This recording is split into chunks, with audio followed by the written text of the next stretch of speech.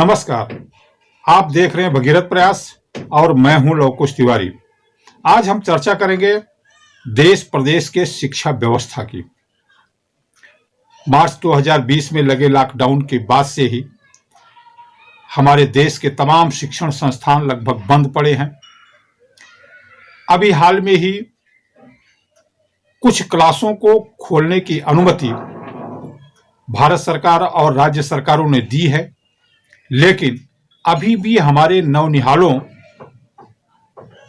के स्कूल पाठशाला अभी भी बंद चल रही हैं। कोरोना की वैक्सीन आ चुकी है। यह अलग बात है कि यह अभी आम लोगों के लिए उपलब्ध नहीं हुई है। यह कोरोना की वैक्सीन आम लोगों के लिए उपलब्ध होगी। सभी लोगों को कोरोना वैक्सीन जब लगेगी, यह सब पूरा होते होते मई क्या जून भी बीत सकता है। उसके बाद ही सभी लोगों को कोरोना की वैक्सीन लग पाएगी। यानी अगर देखा जाए तो अभी भी हमारी पाठशालाएं, हमारे शिक्षण संस्थान खुलने के आसार नजर नहीं आ रहे हैं, जिसमें हमारे देश के नवनिहाल पढ़ने के लिए जा सके।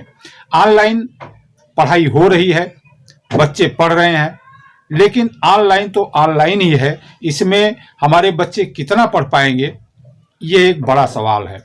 प्राइवेट शिक्षण संस्थानों में जो टीचर, जो अध्यापक, जो प्रोफेसर पढ़ा रहे हैं, ऑनलाइन टीचिंग कर रहे हैं, उन्हें समय से वेतन नहीं मिल पा रहा है।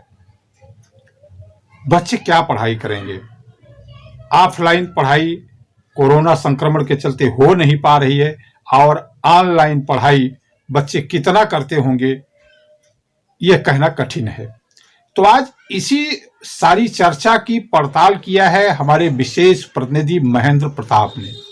महेंद्र प्रताप उत्तर प्रदेश के सुल्तानपुर जनपद स्थित कूरे भार के एक कॉलेज में गए। वहां उन्होंने प्रिंसिपल से और टीचरों से क्या चर्चा की, यह आपको हम आज अपनी इस खबर में दिखा रहे हैं। तो आइए चलते हैं, आपको ले चलते हैं महेंद्र प्रताप के पास। नमस्कार, मेरा नाम है महेंद्र प्रताप और आप देख रहे हैं भगीरथ प्रयास न्यूज नेटवर्क। आज हम उपस्थित हुए हैं उत्तर प्रदेश के सुल्तानपुर जिले के कूरे भार ब्लॉक में। इस ब्लॉक के अंतर्गत आज हम आप पहुंचे हैं पंडित केदारनाथ पब्लिक स्कूल में, जहां हम ये जानना चाहेंगे कि वर्तमान में जो कोरोना काल चल रहा है, जो अभी पूरी तरीके से खत्म नहीं हुआ है, इस काल में विद्यालयी शिक्षण व्यवस्था क्या है, कैसे चल रहा है।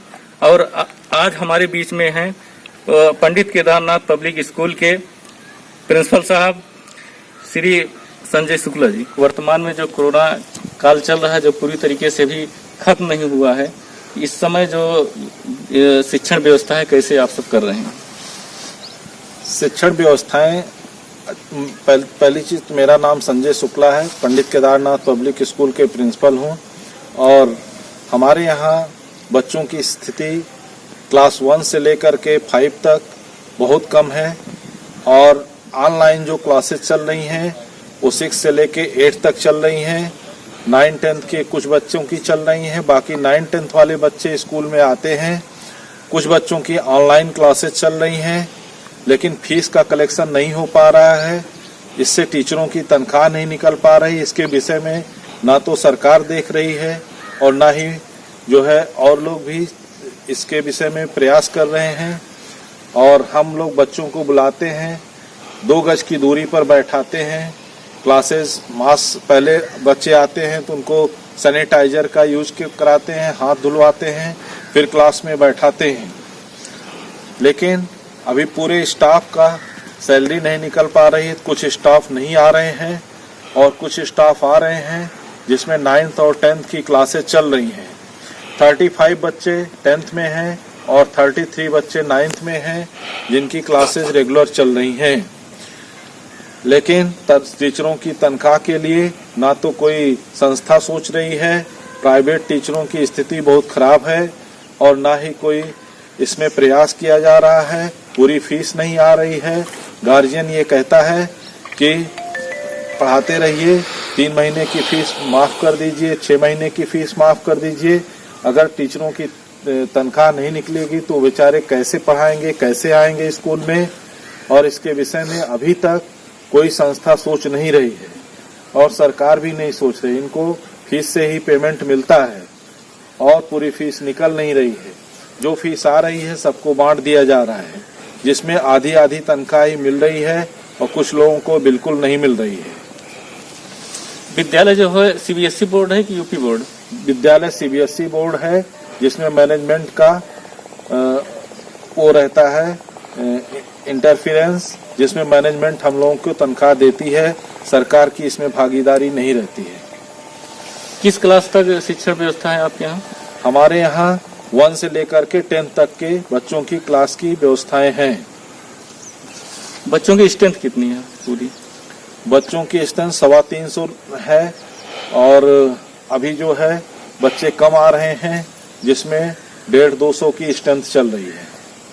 अभी जैसे जो सरकार का नियम है कि बड़े बच्चों को केवल बुलाया जा रहा है विद्यालय, तो जैसे छोटे जो बच्चे हैं उनको क्या घर से ऑनलाइन क्लासें दी जा रही हैं? घर से ऑनलाइन क्लासेज मैंने 2 महीने चलवाई थी। जिन बच्चों ने फीस जमा नहीं किया तो उनके नंबर्स ब्लॉक कर दिए गए, क्योंकि टीचर समय देता है और क्लासेज नहीं चल पाती हैं। मेरा नाम रश्मिका सिंह है और मैं कंप्यूटर और हिंदी की टीचर हूँ। पंडित केदारनाथ में पढ़ाती हूँ बच्चों को। ये कोरोना के बीच में बच्चों का मतलब ये शिक्षण का भी उनका बाधित हुआ है और शिक्षा भी बाधित हुई है, जिससे कि काफी रुकावट भी आई है बच्चों में। और अब बच्चे इसी की सोच में बैठे हैं कि कब स्कूल जाने का। जो छोटे बच्चे हैं वो भी सोच रहे हैं कि स्कूल जाने के लिए हमें मौका मिले, लेकिन अभी भी स्कूल शिक्षण ये जो सरकार है हमारी ये नहीं सोच रही है कि ऑनलाइन और ऑफलाइन में भी बहुत अंतर होता है। ऑनलाइन में भी कुछ ऐसे बच्चे हैं जैसे कि ये एरिया गांव के क्षेत्र में पड़ता है, तो कुछ के पास मोबाइल की सुविधा नहीं होती है, कुछ के पास इंटरनेट की सुविधाएं नहीं होती है, तो वो चीजें शिक्षा उनको नहीं मिल पाती हैं। कुछ के पास ही है जो मोबाइल की सुविधा के माध्यम से ऑनलाइन क्लासेस चलाई जा सकती हैं। हाँ, शहर में है तो ज्यादा करके ऑनलाइन क्लासें अवेलेबल हो पाती हैं, लेकिन ये है कि गांव के एरिया में कुछ के पास वो उतनी व्यवस्था नहीं होती है कि घर के परिवार के लोग उनको ऑनलाइन क्लासेज के लिए सुविधाएं दे पाएं। तो इस वजह से काफी शिक्षा में भी चेंजनेस आया है और बच्चों में भी काफी चेंजनेस आए हैं।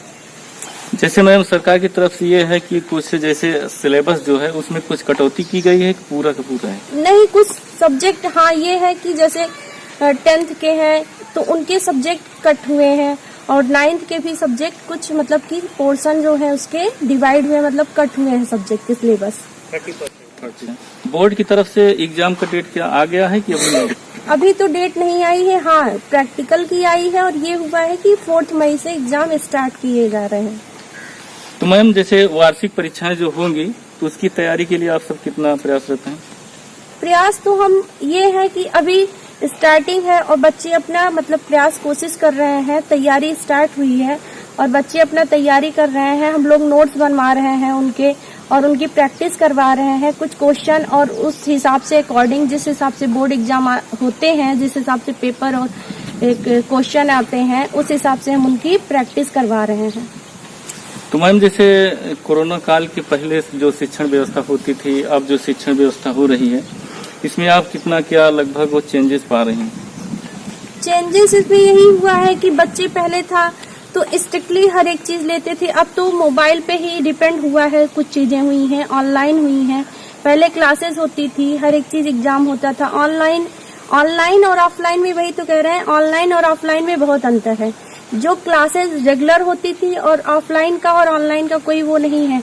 यहाँ मोबाइल से सर्च करके, नेट से सर्च करके बच्चे कुछ भी ले रहे हैं। और वो था कि हाँ क्लास में वाइज क्लास चलती थी रेगुलर, हाँ ये चीजें हमें बतानी है, ये चीजें सुनानी है। तो यही सब चीजें चेंजनेस हुई हैं। और वही कह रहे हैं कि जैसे गांव के एरिया में है तो सबके पास वो सुविधाएं नहीं पहुंच पाती हैं, सबके पास वो अवेलेबल नहीं होता है कि हमेशा वो नेट लेके, मोबाइल लेके, फोन लेके चलते रहेंगे। और कहीं कहीं है कि मोबाइल और सुविधाएं, अब क्या हो रहा है, कुछ मम्मी पापा जो मतलब माता पिता हैं वो क्या कर रहे हैं, बच्चों के लिए कहीं ना कहीं से लैपटॉप की व्यवस्था कर रहे हैं कि हाँ हमारे बच्चे ऑनलाइन क्लासेस ले पाएं। और ऑनलाइन में भी कई चीजों की दिक्कत भी होती है, बच्चों के ऊपर भी गलत इफेक्ट पड़ता है। छोटे बच्चे हमेशा मोबाइल लेके तो ऑनलाइन चीजें नहीं चला सकते हैं कि ऑनलाइन चीजें चल सकती हैं ऐसे। यही सब चीजें चेंजनेस आई है, बच्चे ज्यादा मोबाइल से अटैचमेंट हुए हैं और बुक से उनका ये हुआ है। कई सारे टेक्नोलॉजी ऐसे लॉन्च हुए हैं, कई सारे ऐप हुए हैं जिससे बच्चे हाँ कर रहे हैं कि पढ़ाई अपनी जारी रख रहे हैं, लेकिन तब भी यही कहा गया है कि क्लास की जो रेगुलर क्लासें होती हैं वो क्लास ही होती है और जो हम मोबाइल पे पढ़ते हैं वो भी थोड़ा बहुत चेंजनेस उसमें होता है। Thank you ma'am. आपने यहाँ हमारे विशेष संवाददाता महेंद्र प्रताप की विशेष रिपोर्ट देखी। इससे आपको अंदाजा लग गया होगा कि हमारे शिक्षण संस्थानों की क्या व्यवस्था चल रही है, सरकार बच्चों के लिए क्या व्यवस्था कर रही है और शिक्षण संस्थानों में टीचिंग करने वाले टीचरों, अध्यापकों की माली स्थिति क्या है। ये सब आपको इस रिपोर्ट में पता लग गया, आप समझ गए होंगे। हम सरकार से यह आग्रह करते हैं कि जो भी शिक्षण संस्थान से जुड़े जो भी टीचर हैं उनके मानधन, उनके वेतन की व्यवस्था करवाई जाए। हम अभिभावकों से भी आग्रह करते हैं कि यदि आपके बच्चे ऑनलाइन पढ़ाई कर रहे हैं, टीचर उन्हें पढ़ा रहा है, तो आप संबंधित शिक्षण संस्थान की फीस अवश्य भरें। किसी कारण से अगर थोड़ा सा आपको लेट हो रहा है तो आप शिक्षण संस्थान में जाकर इसकी जानकारी वहां दें, उनसे समय लें, मोहलत लें, लेकिन आप जो फीस भरेंगे, जो पैसे देंगे, उसी से टीचरों को वेतन मिलेगा और जब उनका घर परिवार चलेगा तो उनका स्वस्थ मानसिक रूप से उत्साहित होकर के वो आपके बच्चों को जो पढ़ाएंगे तो निश्चित तौर पर ऑनलाइन पढ़ाई में भी आपका बच्चा अच्छे नंबर ला सकता है। तो बस आज की चर्चा, आज की खबर को हम यहीं विराम देते हैं। भगीरथ प्रयास न्यूज नेटवर्क के लिए पूरे भारत से महेंद्र प्रताप के साथ ब्यूरो रिपोर्ट।